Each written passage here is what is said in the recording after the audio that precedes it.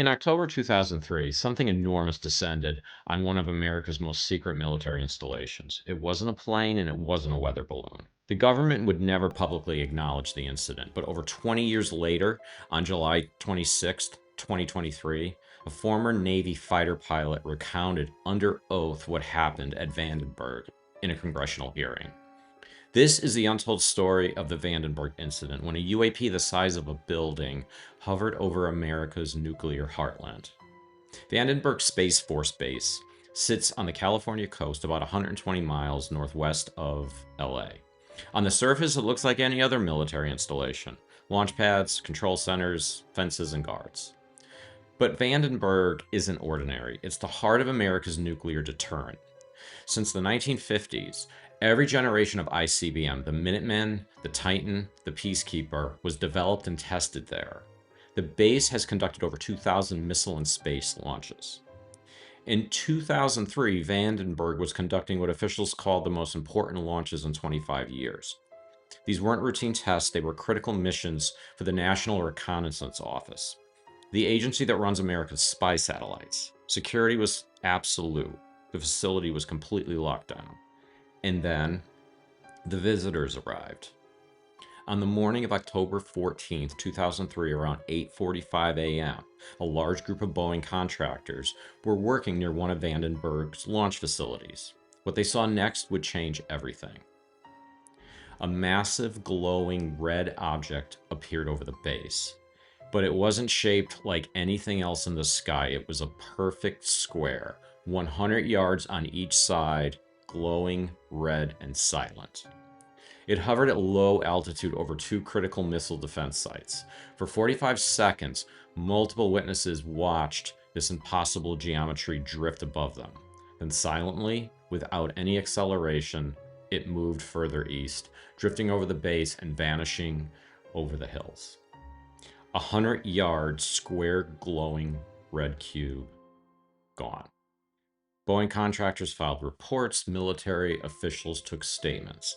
The incident was documented and classified. But there's a name for this event now: the Vandenberg Red Square. Had that been the end, this would have been an interesting story and not much more. But it wasn't, because that evening, whoever they were, they came back. At sunset, more reports flooded in. Security personnel at one of the launch sites saw a bright object over the ocean. It was moving erratically. Believing it to be an unannounced aircraft, they declared an emergency. Armed forces mobilized to intercept. Before they could arrive, the object descended rapidly toward the base. It's coming right at us.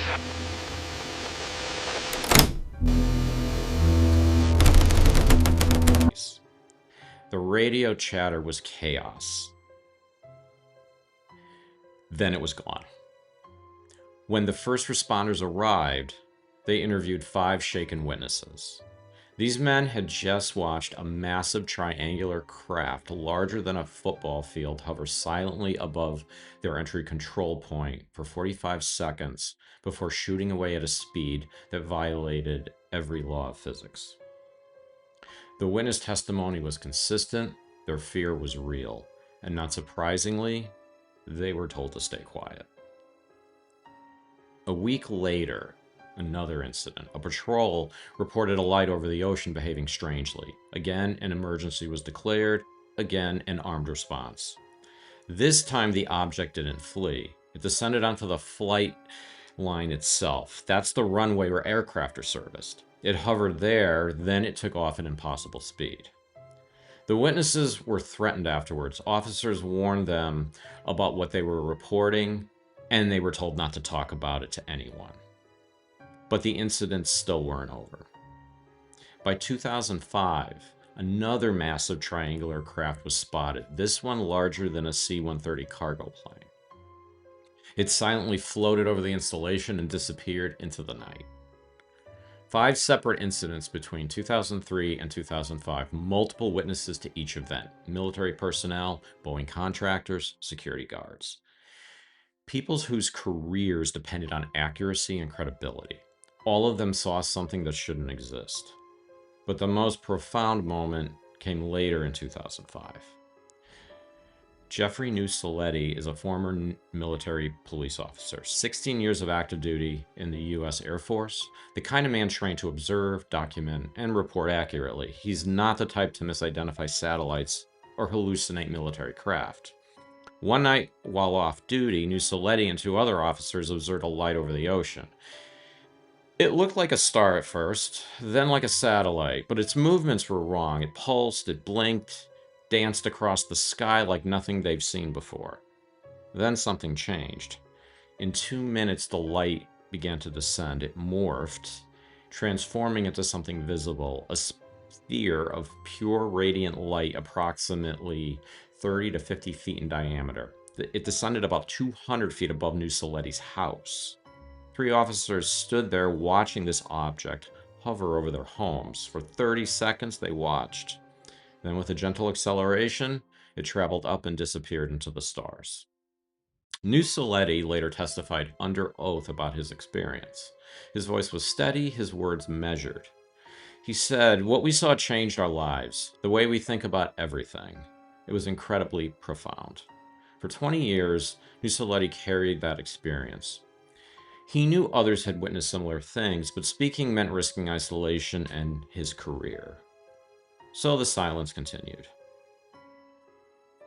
An interesting note, although the accounts are pretty amazing, it's also not the first time Vandenberg had seen phenomena like this. 40 years earlier, in 1964, a young Air Force officer named Robert Jacobs was stationed at Vandenberg. His team set up a telescope and video camera on a mountaintop near Big Sur to film Atlas missile tests. It was a routine assignment: film the launches, track the warhead, send the data. During one test, something unexpected appeared on the film. A disc-shaped object entered the frame. It approached the dummy warhead, traveling at 18,000 miles an hour. Then the object maneuvered into an orbit around the warhead, and then it fired. Beams of lighter energy shot from the object at the warhead from 4 different angles: north, south, east, and west. After circling the warhead, the object disappeared the same way it came in. Later, the missile malfunctioned. The warhead tumbled out of orbit, missing its target by hundreds of miles. When Jacobs tried to report what he'd witnessed, his commanding officer told him to never speak of it again. For 18 years, Jacobs stayed silent. Then in 1982, he decided the public had a right to know. He came forward with his testimony and his fear that what he'd filmed was evidence of visitors with intentions we couldn't begin to understand. So what really happened at Vandenberg? The witnesses were military professionals, trained observers, people whose careers were built on accuracy and credibility. Boeing contractors, Air Force officers, security personnel. They didn't hallucinate and they didn't misidentify. And they weren't alone. Nuceletti brought 6 other service members to his testimony with Congress. All of them direct witnesses to the incidents, all of them corroborating the same events. The incidents were documented and investigated, reported up through the chain of command, but no guidance came down on how to handle them. No explanation, no answers, just orders to stay quiet. In 2025, nearly a year after his congressional testimony, Nuceletti described a moment of clarity about what these encounters meant, at least to him. He said, "The question is no longer whether these events are real. The question is whether we have the courage to face them." Why would visitors, if that's what they are, be drawn to Vandenberg? Most would say the nuclear weapons. But were they just observing? Or was their intent to interfere? Or maybe make a statement about their ability to control our weapons? Or could it be something else entirely? The incidents at Vandenberg did happen. They've been documented and, thanks to congressional testimony, are part of the official and public record. And they still remain unexplained.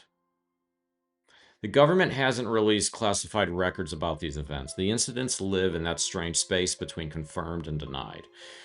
Multiple credible witnesses, military documentation, congressional testimony, but no official explanation, no acknowledgement of what actually happened. Just silence. In October 2003, something visited Vandenberg Space Force Base. Something massive and silent. Something that moved in ways that shouldn't be possible. Multiple witnesses saw it. The military documented it. Congress heard testimony about it. And we still have no answers. Maybe someday someone will declassify the full records. Maybe the government will finally explain what hovered over that launch facility on that October morning. Maybe the truth will emerge from behind the walls of classification and silence. But until then, the only thing we know for certain is this. Whatever visited Vandenberg that day, it knew exactly where to go, and the people who saw it will never be the same. Thanks for joining me tonight. This is Phenomenon. If you like this story, please like, subscribe, and share. And also, leave comments on your own UFO encounters. Also, feel free to leave comments on new videos you'd like to see. As always, stay strange, stay safe, and above all, stay curious. Thanks, everyone.